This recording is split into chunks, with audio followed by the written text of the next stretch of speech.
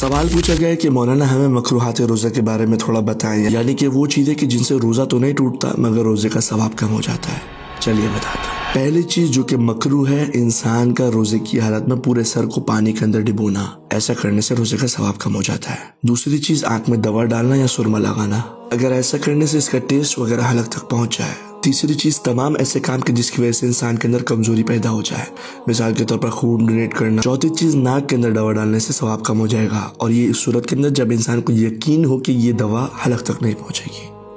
लेकिन अगर इंसान को यकीन हो कि ये दवा हलक तक पहुंच जाएगी तो ऐसा करना जायज़ नहीं है। पांचवी चीज़, खुशबूदार जड़ी बूटियों को सूंघना। लेकिन रोज़े की हालत में इंसान इतर, परफ्यूम वगैरह लगा सकता है, कोई हर्ज नहीं है। छठी चीज़ जो कि मकरूह है, औरत का पानी के अंदर बैठना, यानी कि किसी टब वगैरह या स्विमिंग पूल के अंदर औरत का बैठना। सातवीं चीज़ जिससे रोज़े का सवाब कम हो जाता है वो है सब्ज़रेटरी का इस्तेमाल, यानी कि वो दवा जो कि पेशाब या पखाने के मकाम पर रखी जाती है। आठवीं चीज़ जो कि रोज़ेदार के रोज़े के सवाब को कम कर देती है वो है इंसान का अपने लिबास को तर करना, गीला करना। आठवीं चीज़, दांत का उखड़वाना और हर वो चीज़ के जिससे मुंह से खून निकले।